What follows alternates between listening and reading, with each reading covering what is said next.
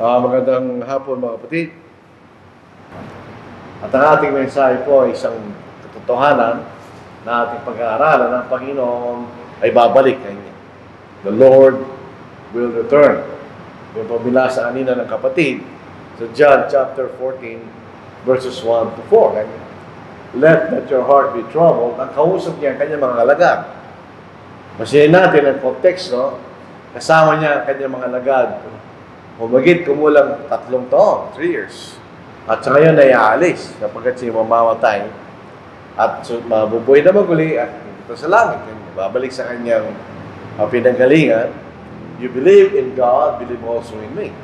Ito po isang pangungusap na kung sinasabi natin ang ating Panginoon ay tao lang. Sa pagkakataon na ito, pinapantay niya sarili niya sa kanyang Ama.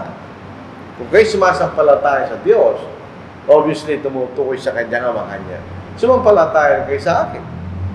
Kasi kung pinaniniwalaan niyo aking Ama, paniwalaan din niyo ko kanya. In my Father's house are many mansions. Ang pinag-uusapan rito ay hindi ang iglesia ng Panginoon.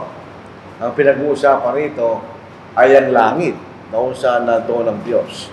Kung titignan natin sa Psalm 150, sinasabi ang ating Diyos ay nasa langit. Ang konteksto po ng awit na ito ay yung mga hentil, sila ay may mga Diyos-Diyosan na nakikita nila, nakahawakan nila, etc. At tinatanong nila, nasa ng kailang Diyos? Kanila, wala tayong nakikita. Ang sagot ng sumulat sa awit na ito kanya, sa ikalawang talata, bakit sasabihin ng mga bansa, saan nandoon ngayon ang kailang Diyos? Sabay, hindi nakikita eh. Ngunit ang aming Diyos ay nasa mga langit, kanyang ginagawa, kanyang ibigin kanya. So ang Diyos ay nasa langit. In other words, ang tinutukoy ng ating Panginoon ay ang langit, na kung saan ang Diyos ay nandoon. So sa kanya, sabi niya, ang paliwanag niya, in my Father's house are many mansions. So ito sa ibang salin, dwelling place yan. Pero ito po ay magandang salin kasi nagbibigay sa atin ng kaisipan na ang pupuntahan ng ating Panginoon ay maganda. May mansion eh. If it were not so, I would have told you. So wala naman ganun kanya, sasabihin ko sa inyo. So kung wala kayo naasahan na pupuntahan, ay sasabihin ko sa inyo, pero hindi sinabi yun. I go to prepare a place for you. And if I go and prepare a place for you, I will come again and receive you to myself, that where I am, there you may be also. And where I go, you know, and the way you know. So, alam niyo kung saan napupuntahan niya, tandaan na alam niyo. Kaya kung papasa tayo sa ika-6 na talata ng kabanatang ito, sa I am the way, the truth, and the life. So, gusto niyo makarating sa bahay ng tahanan ng aking Ama, na kung saan maraming mansyon kanya, akong daan, sabi ng Panginoon.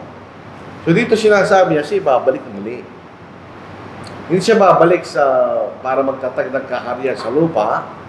Pagdating niya, dadalinan niya ang kanyang mga alagad sa langit kanya. Sa isang lugar na nihanda ng ating Panginoon sa langit. At doon tayo titira magpakailanman. So siya babalik muli. And if I go and prepare a place for you, I will come again and receive you to myself.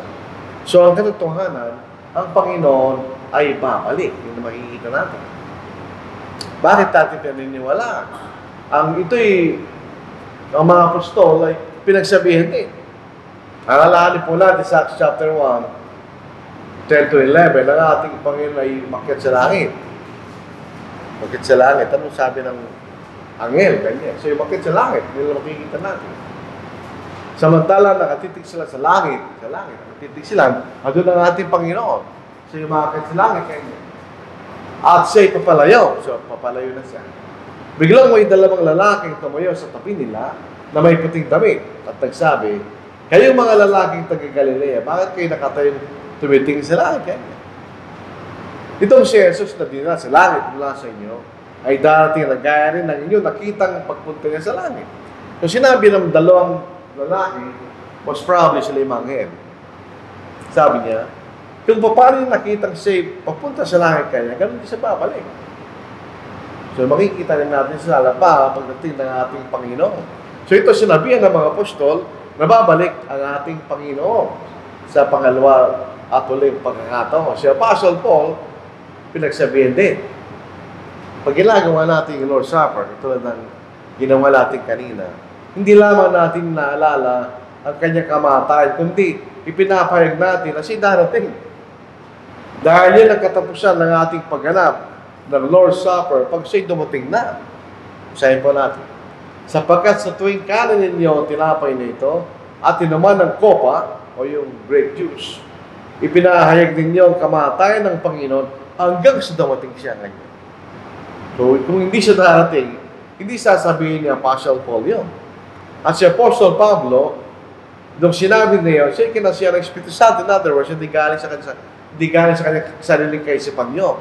Ito yung pinahayag ng Espiritu Santo sa kanya ng ating Panginoon ay muling darating. At sa 1 Thessalonians chapter 4, verse 15, naalala po na Acts chapter 1, di ba? Sinasa alapa pagdating niya, yun ang sinasabi ni Apostle Paul. Sapagkat ito'y sinasabi namin sa inyo sa pamagitan ng salita ng Panginoon, na tayo nabubuhay na natitira hanggang sa pagdating ng Panginoon ay di mauna sa anumang paraan sa mga natutulog. So yung problema ng mga taga-Thessalonica, pinoproblema nila yung namatay na ng mga Kristiyano. So ano mangyayari sa kanila kanya? Pagdating ng Panginoon, sapagkat sila'y patay na. So sabi ni Pao, huwag kayong mag-alala kanya. Sapagkat yung mga namatay na, sila munang magbubuhay na maguli at tayo mabuhay ay magbabago. So manguna pang kukunin ng Panginoon ang mga namatay na, nabuhay na maguli, kaysa sa mga buhay. So huwag kayong mag-alala, sabi ni Apostle Paul. Ngayon muli, ito yung sinasabi ng ating Panginoon ay darating, makikita natin. Hebrews chapter 9, verse 28. May mga nagtuturo na meron na siya po yung walang hangga sa kasalukuyang panahon. Yun po yung mga nagsasabi ng kabulanganan. Di totoo yun. Kailan natin tatanggapin ng ating buhay na walang hangga? Yung kaligtasan. Dalawang klaseng kaligtasan. Noong tayo na bautismohan, tayo niligtas mula sa ating mga kasalanan. At kapag tayo nagkasala o nagkamali, nung tayo mga Kristiyano na, at tayo hingin ng tawad, tayo patatawarin sa ating mga kasalanan. Pero yung tunay na kaligtasan, o yung panginaharap na kaligtasan, ay ang tayo bibigyan ng buhay na walang hanggan. Hindi na tayo patatawarin sa ating mga kasalanan kasi pinatawad na tayo.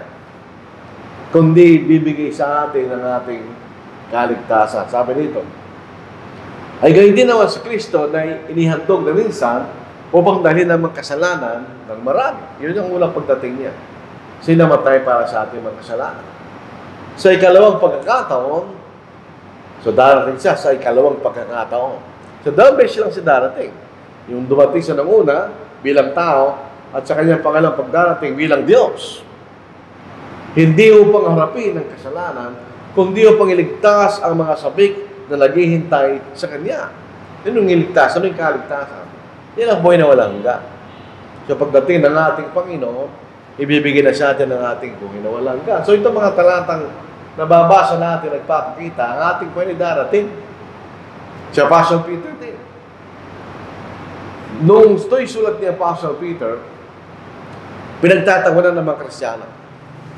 Dahil siya naghihintay sa kanyang pangalawang pagdating. Sabi ng mga nanunuya, hindi na darating yan kanya.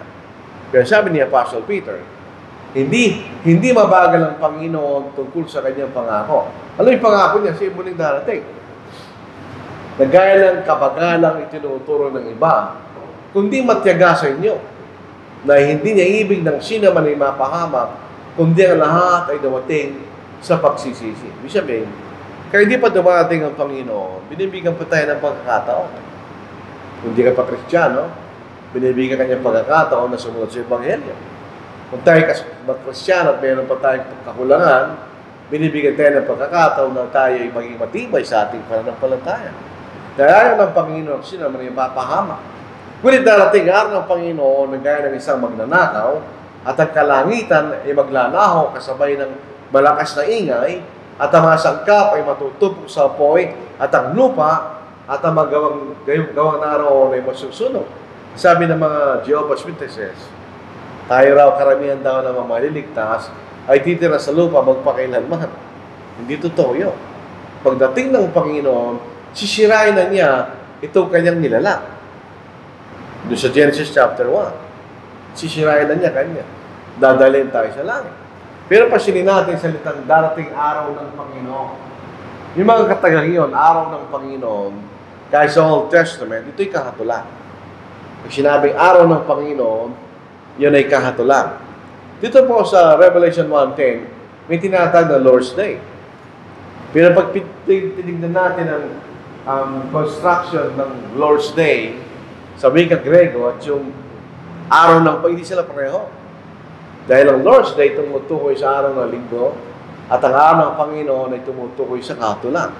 So ito yung final judgment. Hindi na muling bakit last judgment? O final judgment? By necessary inference, meron ng unang pagkakahatulan ng ginawa ng Diyos. Sa Isaiah, pinag-aralan natin yan, inatulan niya yung mga bansa. So meron sa paghatol, bago pa yung huling pagkahatulan niya. So on the final judgment, siyempre darating ang Panginoon. Ang araw ng Panginoon, ang araw ng judgment. So, maliwanag sa ating mga binasa, na darating ang Panginoon. So, ang Panginoon ay darating.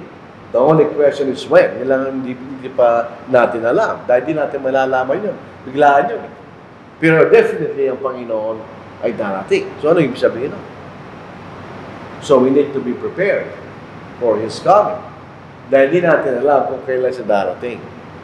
So, yun ang makikita nating mahirap na paghahanda. Dahil di natin alam kung kailan siya darating. Mahal dumating mamaya, madating bukas, hindi natin alam.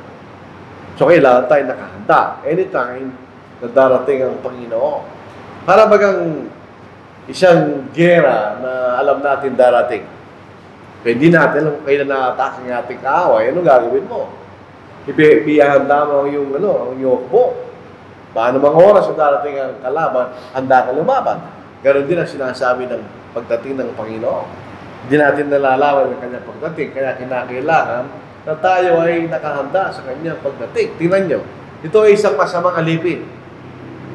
Ito'y kaisipan ng sanglibutan, kumisan kaisipan ng ibang mga kapatid.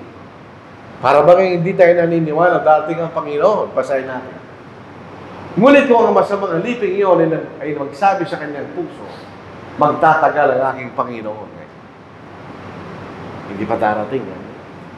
At pinasimulan niyang bugbugin ng mga kapwa niya alipin at nakisalo at nakipag-inuman sa mga lasing. Darating ang Panginoon ng aliping iyon sa araw na hindi niya inaasahan at sa oras na hindi niya nalalaman. At siya'y putol-putulin at tinalagay na kasama ng mga mapagkunwari kung saan ay magkakaroon ng pagtangis at panghanap na mangipin. Alam po natin kung ano yun. Actually, impyerno yun. Kaya lang ito isang parable ng isang masamang alipin kanya. Naisip sa kanyang sarili, hindi pa darating ang Panginoon. Kaya nagipaglasingan. Hindi siya nakahanda dahil sa kanyang maling kaisipan na magtatagal pa ang pagdating ng aking Panginoon. So kung inisip natin na magtatagal pa ang pagdating ng Panginoon, siyempre hindi ka maghahanda. Dito po sa isang talinaga rin, yung matalino at mangmang na mga dalaga. Yung mangmang, palagi natin sinasabi, hindi ibig sabihin ng mangmang na walang alam. Ang ibig sabihin ng mangmang, nalalaman mo mga bagay na mahalaga na dapat mo gawin o ipaghanda, pero hindi mo ginagawa kanya. Bawa, sinabi ng Pag-asa, merong signal number 5 na bagyo. So, napakalakas no. Pero kay shooting print lang ginagawa. Pagdating na bagyo, sila ang bahay mo. Yan ang mangmang. Ang matalino, sinabi ng Pag-asa, malaking bagyo, malakas na bagyo, ihanda niya yung bahay niya. At least, kanya, meron akong panlaban sa malakas na bagyo na ito. So, yun din ang makikita natin sa talinahagang ito. Merong mga dalaga na marunong sila handa. At may mga dalaga, mangmang, hindi sila handa. Ang context po nito ay sa kultura ng mga Hudyo. Sa mga Hudyo, pagka ang isang lalaki at isang babae ay pinasyak sila magiging mag-asawa, yun ang tinatawag lang betrothal, sila ay tinuturing na legally na mag-asawa. Meron na rin witness yun. Kaya lang, hindi pa sila pwede magsiping at mamuhay bilang mag-asawa. Kinakailangan mo siya maghintay ng isang taon bago sila pwede magsiping doon sa harap ng kasal. So sa harap ng kasal, yung asawa lalaki, yung groom, pupunta sa bahay ng kanyang bride, kukunin na niya, dadalhin sa kanyang bahay. So ngayon, naghahanda sila salubungin yung groom. Kailangan niya na lang ilaw, kanya. Pero problema, yung kapila, nakahanda siya, meron siyang ilawan, meron sila langis. Yung isa grupo, wala. Ang kaharian ng langit ay maihambing sa 10 birhen na gumawa ng kailang mga ilawan at lumabas upang salubungin ng langit ikakasal. Kung sinabing ang kaharian ng langit, hindi naman yung kabuuan ng kaharian ng langit. Ito isang bahagi ng pagiging aspekto ng kaharian. In other words, ang isang bahagi sa kaharian ng Diyos ay kayo nakahanda. Ang lima sa kanila ay mahangal at ang lima ay matatalino. Sapagkat nagkunin na mahangal ang kailang mga ilawan, ay hindi sila nagdala ng langis. Isipin mo naman, kailangan mo siyang sindihan, wala ka langis. Para ka cellphone na walang loob. Anong kwenta lang cellphone na walang loob? Sabi ko sa isang kapatid, wala akong loob, ganyan. Itapang mo na yung cellphone mo kasi walang kwenta yung cellphone na walang loob. Para ka sasakyan na walang gasolina o diesel, ano gagawin mo sa sakyan mo? O sila yung dumarga ng gano'n, meron silang ilawan, walang langis. Ngunit ang matatalino yung dala ng langis sa mga lalagyan na kasama ng kailang mga ilawan. Yan isang baon na langis. Ito yung oil lamp. So dito gasolina o langis ang pansunod. Ngunit samantalang naantala pang lalaking kakasal ay nantok silang lahat at nakatulog. Subalit ang ating gabi na, ay may sabiga, narito ng lalaki kakasal, lumabas kayo upang salubungin siya. Yan ang purpose nila. Bumangon lahat ang mga birheng iyon at inayos sa kailang mga ilawan at sinabi na mahangal sa matatalino, bigyan nyo kami ng inyong langis sapagkat namamatay na ang aming mga ilawan. Ngunit sa magot ang matatalino nagsabi, maaaring hindi sapat para sa amin at para sa inyo. Kaya kung kayo sa mga nagtitinda at pumili kayo ng para sa inyo, kanya. So, doon na yung kakasal na ba lalaki. So, taayos muna sila, bibili ng langis. At habang pumupunta sila upang bumili, dumating ang lalaking kakasal. So, wala sila doon. Ang mga nakapaganda ay pumasok na kasama niya sa piging ng kasalan at isinara ang pintuan. Pagkatapos ito, dumating naman ang mga birhen na nagsasabi, Panginoon, pagbusan mo, isinara nila. Nasa na eh.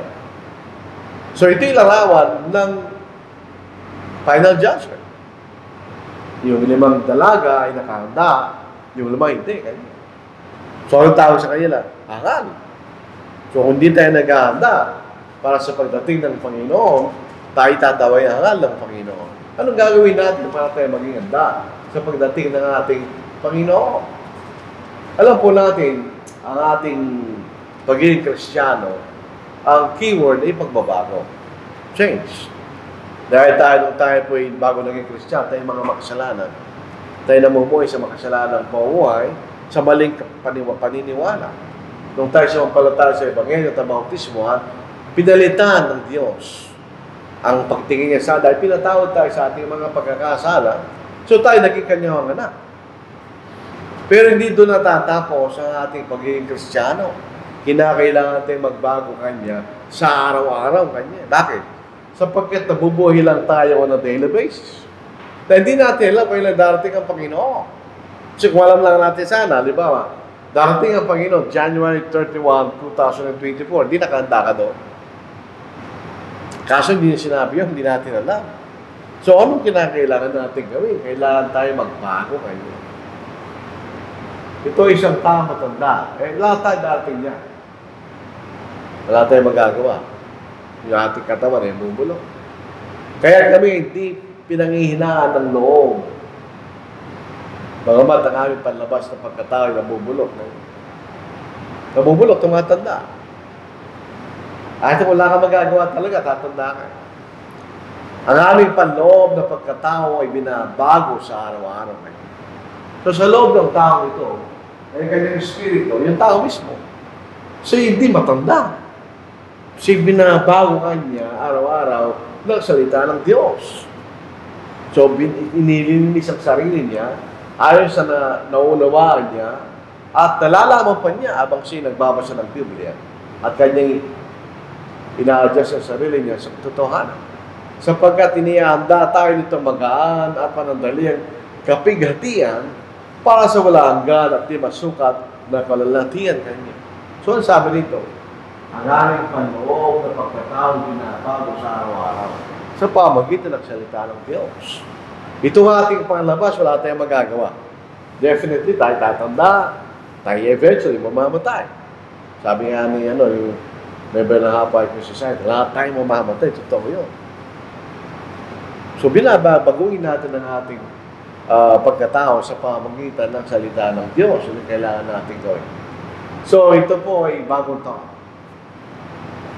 2024 na rin. Actually, magiging bagong buwan na naman sa February. Ano po? Kailangan tayong lumago sa ating paglilingkod sa Panginoon. Ang ating paglilingkod sa Panginoon, ang ating susi para makarating tayo sa langit. Hindi tayo naglilingkod sa Panginoon, wala tayong karapat na pumasok doon sa kanyang inihanda para sa atin.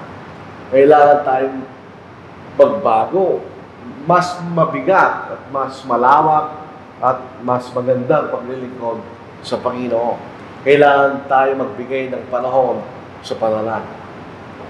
Yung panalangin ko'y bahagi ng buhay natin bilang Kristiyano. Alam niyo, ang Diyos ay matalino. Alam niya na tayo ay nabubuhay sa sanglibutan na pulang-pulo ng kapigatihan, stress, problema, etc. At alam niya na ang tao ay isang tao hindi pwede mag-isa. Kaya nalangin ng Diyos ang lalaki, sabi niya, hindi mabuti ng lalaki ay mag-isa. So ginawa niya ng kasama kanya. Palagi gusto na, kailangan natin ng kasama kausap. Katuwang. Ang Diyos ang ating katuwang. Halimbawa sa ating mga asawa, etc. Ang Diyos ang ating pangunahing katuwang. Sa iyo din, nakukuha natin sa pamagitan ng ating panalangin.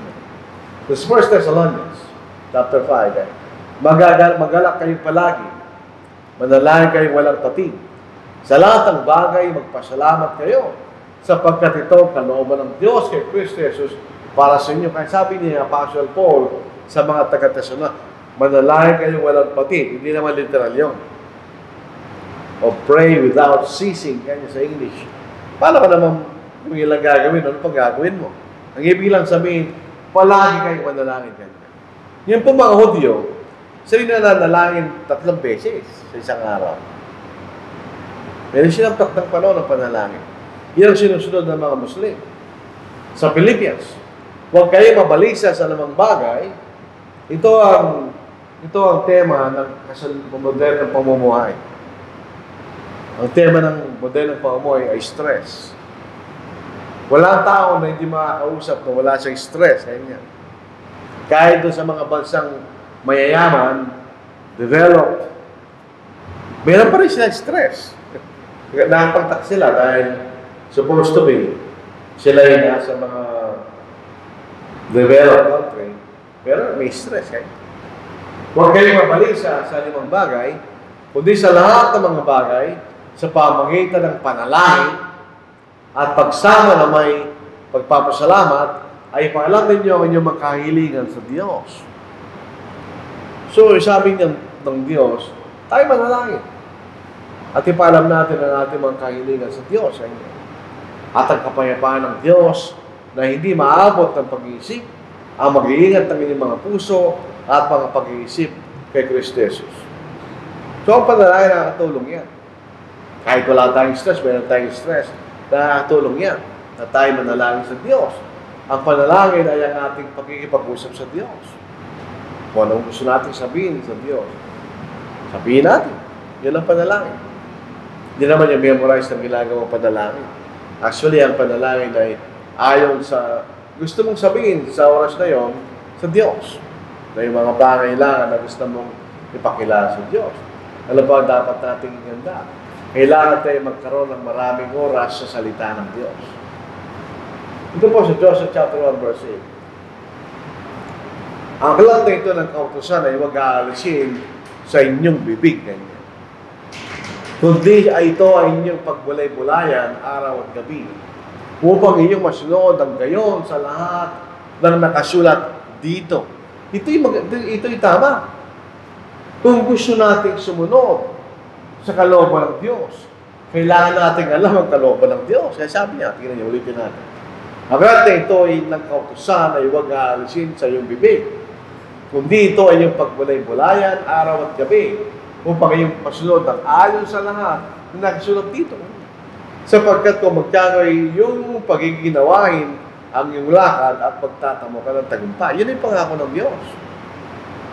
Kung tayo susunod sa kanyang kalooban, ano yung pinapangako niya? Ang ating mga lakad ay pagiginawahin at tayo magtatamo ng tagumpay.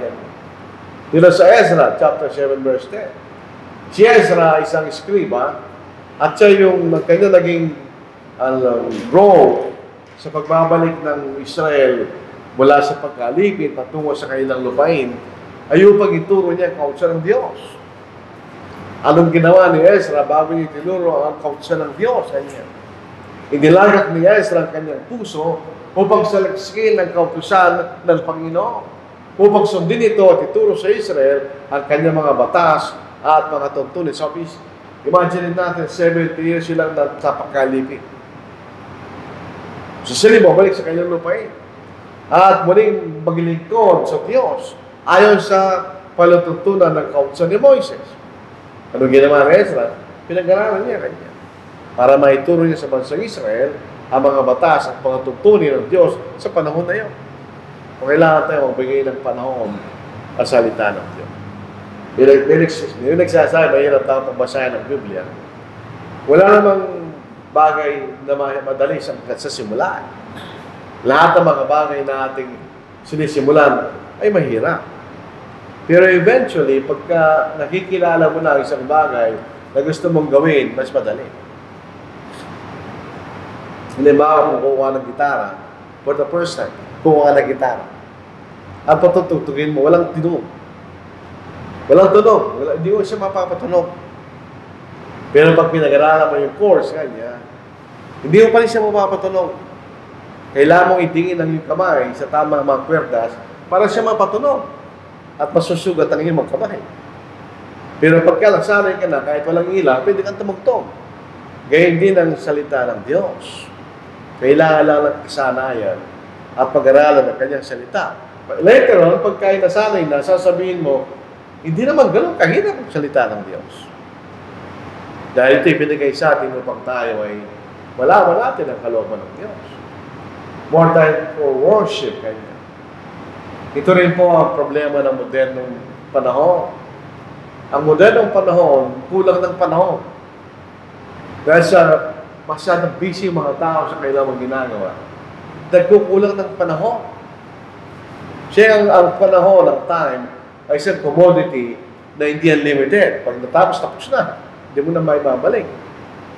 Sabi nito sa Hebrews 10:25, panghawakan natin matatag ang pagpapahayag ng ating pag-asa nang walang pag-aalinlangan. Tayo mga Kristiyano at tayo naniniwala na tayo niligtas ng Diyos. Hindi tayo mag-aalinlangan doon. Pinaniniwala natin yun 100%.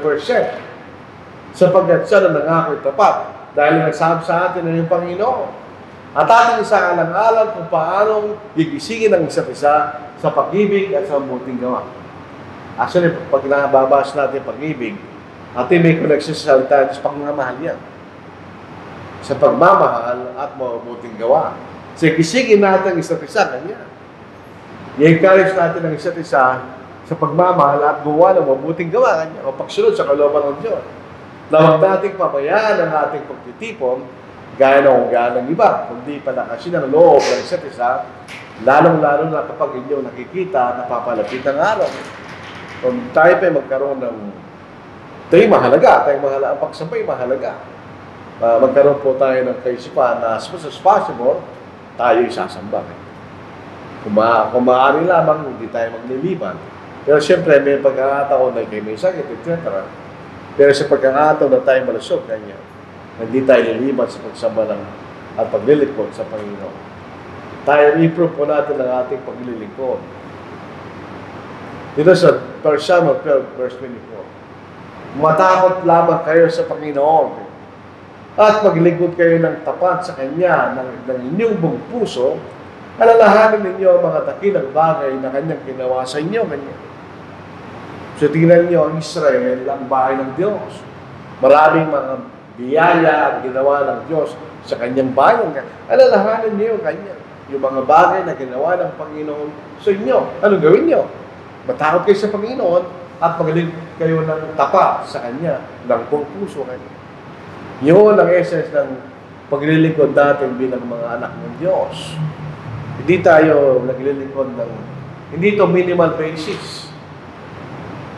Kahit ang gagawin natin, pag ang ginawa mo ay minimum, walang mangyari sa'yo. Kung ay nag-aaral, 75 lang, 75 grade mo, matatalo ka ng mas mataas na grade. So, tayo 75, tayo magpas doon.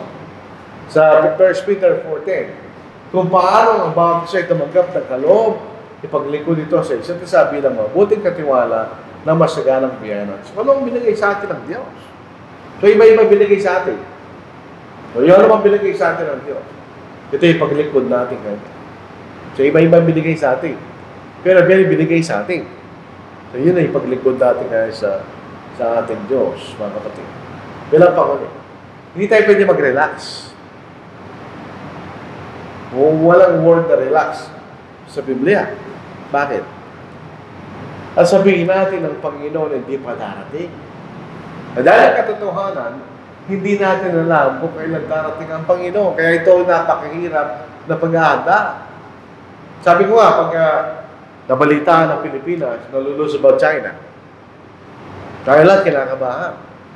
At ihanda na po natin ang kailan mga sarili pag depensa ng ating bansa. Anong palagay niyo pakiramdam ng mga sundalo yun?